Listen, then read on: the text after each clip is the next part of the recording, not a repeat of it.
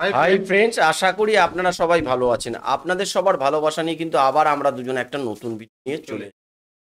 বন্ধুরা, আজকের যে ভিডিওটা সেটা একটু পুরোনো দিনে পিছিয়ে যেতে হবে। সেটা হচ্ছে গিয়ে বাংলাদেশের যখন এই কোটা বিরোধী আন্দোলন চলছিল, তখনই হঠাৎ হঠাৎ কিন্তু মাঝে মাঝে ইন্টারনেট বন্ধ করে দেওয়া হয়েছিল। তার পিছনে কে ছিল, কি কারণ ছিল, এই ইন্টারনেট বন্ধ করে কে অন্যায় করেছে? প্রতিমন্ত্রী সেই সময় কে ছিল? পলক। তিনি কি অন্যায় করেছেন, না আদৌ সেই সময় ইন্টারনেটের ঘরে আগুন ধরে গেছিল না? সেই বিষয়ের একটা প্রতিবেদন কিন্তু বন্ধুরা চলুন দেখে নিই যে সেই সময় আদৌ কি ঘটনা ঘটেছিল। আর ভিডিওর অরিজিনাল লিঙ্ক আমাদের ডেসক্রিপশন বক্সে দেওয়া থাকবে, চাইলে আপনারা সেখান থেকে অরিজিনাল ভিডিওটা দেখে নিতে পারেন। তো চলুন বন্ধুরা শুনে নিই। কোটা বিরোধী ছাত্র আন্দোলন দমাতে ইন্টারনেট সেবা বন্ধ করে দেশের মানুষের সঙ্গে প্রতারণা করেছেন সাবেক তথ্য যোগাযোগ ও প্রযুক্তি প্রতিমন্ত্রী জুনায়েদ আহমেদ পলক। মহাখালী খাজা টাওয়ারে ডেটা সেন্টারে পুড়ে যাওয়া নিয়ে জাতিকে দিয়েছিলেন মিথ্যে তথ্য। সংশ্লিষ্টরা বলছেন, দুর্যোগ ভবনে আগুন লাগলেও ডেটা সেন্টারের কোনো ক্ষতি হয়নি। সেলিম মালিকের রিপোর্ট।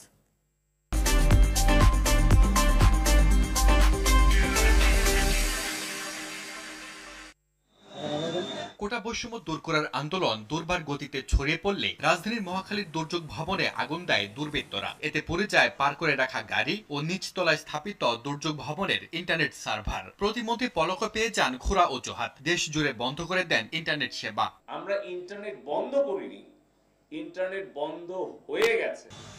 মহাখালীর খাজা টাওয়ারে রয়েছে ডেটা সেন্টার, যেটি পড়ে যাওয়া দুর্যোগ ভবনের একটি বিল্ডিং পরেই। নিরাপত্তা রক্ষী জানালেন ভবনটির কোনো ক্ষতি হয়নি। এই বিল্ডিং আগুন লাগি নাই, এই বিল্ডিং আগুন লাগি নাই, আগুন লাগছে দুর্যোগ অফিসে। আরটিভির মুখোমুখি প্রযুক্তি বিশেষজ্ঞ সুমন আহমেদ সাবির। তার কর্মরত প্রতিষ্ঠান ফাইবার এট হোম খাজা টাওয়ারের ডেটা সেন্টার থেকে ইন্টারনেট সেবা সরবরাহ করেন। অর্থাৎ খাজা টাওয়ার থেকে একটা মোবাইল অপারেটর যখন তার অফিসকে কানেক্ট করে, একটা আইএসপি যখন তার অন্য অফিসগুলোকে কানেক্ট করে, অন্য পপগুলোকে কানেক্ট করে, তারা আমাদের নেটওয়ার্ক ব্যবহার করে। আমাদের নেটওয়ার্ক যদি বন্ধ হয়ে যায় তাহলে আসলে সব নেটওয়ার্ক বন্ধ হয়ে যাবে, কারণ আমরা হচ্ছে ওদের ব্যাকবোন। এবং আমাদের নেটওয়ার্ক কিছু হয়নি, আপনাকে নিশ্চিত করছি যে আমাদের নেটওয়ার্ক কিছু হয়নি, শতভাগ আপ অ্যান্ড রানিং ছিল।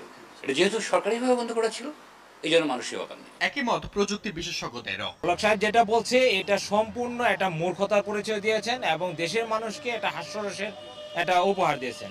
সম্পূর্ণভাবে এটা মিথ্যা এবং ভিত্তিহীন এবং নিজেই গুজব ছড়িয়েছেন এই কথাটি বলে। ইন্টারনেট সেবা বন্ধ করে সরকার মূলত জনগণের সঙ্গে প্রতারণা করেছে। দুর্যোগ ভবনে সম্পূর্ণ তাদের নিজস্ব যন্ত্রপাতি, তাদের নিজস্ব সার্ভার, নিজস্ব তাদের গাড়ি থেকে শুরু করে তাদের অনেক ডকুমেন্ট, অনেক কিছু পুড়ে গেছে, এটা ওই বিল্ডিংয়ের।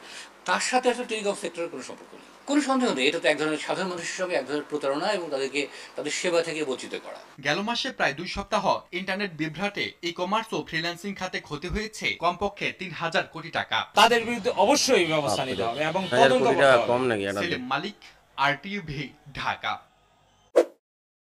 তো বন্ধুরা, ছোট্ট একটা প্রতিবেদন, ঠিক আছে? তো শুনলেন, সত্যি কথা বলতে ইন্টারনেটে যেখানে আগুন ধরেছিল সেই ক্ষেত্রে উনি যে কথাটা বলছেন সেটা কিন্তু যারা ইন্টারনেট বিশারদ আছে তারা কিন্তু বলছে কোনো মতেই নাকি এটা হতে পারে না। টোটালি তার তিনি সেই সময় মিথ্যে কথা বলেছেন, যাতে ফেসবুক হোয়াটসঅ্যাপের মাধ্যমে কেউ কোথাও সমাজ মাধ্যমে খবরটা না ছড়াতে পারে, সেই জন্যই তার ইন্টারনেটটা বন্ধ রাখা হয়েছিল, তাই তো?